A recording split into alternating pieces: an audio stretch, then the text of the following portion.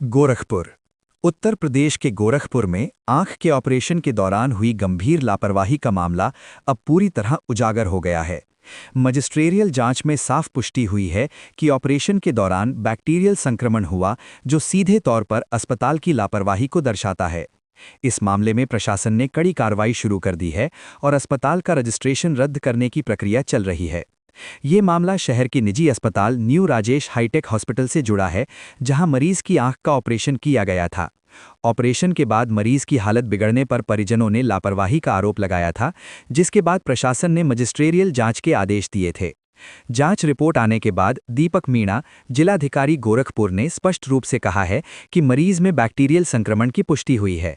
उन्होंने इस मामले को बेहद गंभीर बताते हुए कहा कि ये सीधे तौर पर चिकित्सा मानकों के उल्लंघन का मामला है और दोषियों को बख्शा नहीं जाएगा।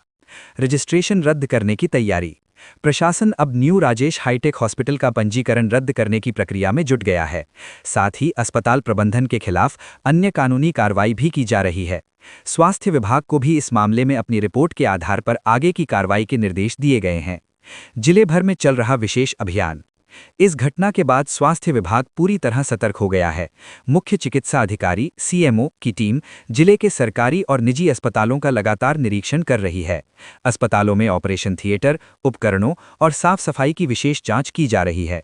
ग्रामीण और शहरी क्षेत्रों में अस्पतालों को विसंक्रमित करने का अभियान भी चलाया जा रहा है, ताकि भविष्य में इस तरह की घटना दोबारा ना हो। प्रशासन का सख्त संदेश। जिलाधिकारी दीपक मीणा ने साफ कहा है कि मरीजों की जिंदगी से खिलवाड़ किसी भी हालत में बर्दाश्त नहीं किया जाएगा। जो भी अस्पताल नियमों का पालन नहीं करेंगे, उनके खिलाफ सख्त कार्रवाई की जाएगी। मरीजों की सुरक्षा पर उठे सवाल। इस घटना ने एक बार फिर निजी अस्पतालों की कार्यप्रणाली और मरीजों की सुरक्षा को लेकर गंभीर सवाल खड़े कर दिए हैं। अब सभी की नज़र प्रशासन की कार्रवाई पर टिकी है। देखिए, हम लोग को 4 तारीख को ही पता लगा कि 1 तारीख को करीब 30 ऑपरेशंस हुए थे सिकरीगंज में, जिसमें उन लोगों को इन्फेक्शन हो गया है। उसके आधार पे तुरंत ही एक जिला स्तरीय कमेटी बनाई गई, जिसमें 2 आई सर्जन, एक बीआरडी से और एक डिस्ट्रिक्ट हॉस्पिटल से लिए गए और 2 हमारे सीनियर ऑफिशियल्स उसमें थे। और इन लोगों ने उसकी उसी दिन से हम लोगों ने इस पे काम करना शुरू किया। लेकिन दुर्भाग्यवश इसमें कई लोगों की आँखें खराब हो गई। आप लोग देख ही रहे हैं, अभी तक 9 लोगों की आँख निकालने की सूचना है और इसमें लगातार उन पेशेंट्स के साथ ही फॉलो किया जा रहा है।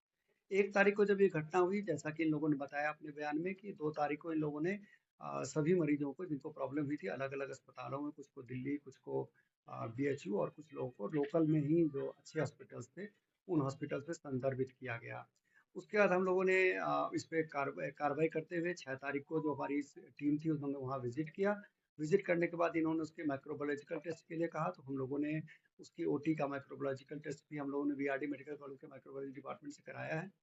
और उसके बाद फिर इस पे अभी मजिस्ट्रियल जांच कर रहे हैं। आज या कल में हम लोग को इसकी रिपोर्ट मिल जाएगी, तो तदनुसार जो भी होगा नियमानुसार कार्रवाई की जाएगी। अभी फिलहाल हम लोगों ने वहाँ पर सारे चिकित्सीय कार्य बंद कर दिए हैं और उनको एक पूरी तरह से रोक लगा दी गई है कि जब तक ये पूरी घटना या जो भी आगे होगा उसके बाद ही आप इस पे करेंगे। मीनवाइल हम लोगों ने एक नई चीज़ शुरू की है कि हम जो हमारे ग्रामीण क्षेत्रों में जितने अस्पताल हैं या हमारे शहरी क्षेत्र में भी जो हॉस्पिटल्स हैं, उनको भी स्ट्रिक्ट एसेप्टिक जो संक्रमण से बचाने के जो उसके बारे में हम लोग कार्रवाई कर रहे हैं। हमारी टीमें लगातार इन अस्पतालों को देख रही हैं, उनके ओटी, उनके लेबर रूम में जो भी इन्फेक्शन के सोर्स वगैरह हैं, उनको हम लोग सलाह दे रहे हैं कि आप जल्दी-जल्दी इसको ठीक कराइए, उसके बाद ही करिए और इस पे हम लोग लगे हैं। बहुत दुखद घटना है और हम लोग पूरी तरह से इसमें लगे हुए सर हैं। क्या निकल कर आया सर जांच में जो ओटी की जांच जाँच में इन्फेक्शन है, क्योंकि इस तरह के अगर लगातार होता है तो इन्फेक्शन ही पाया गया है, लेकिन जब पूरी जाँच रिपोर्ट आ जाएगी तभी इस पे पूरी तरह से बताया जाएगा।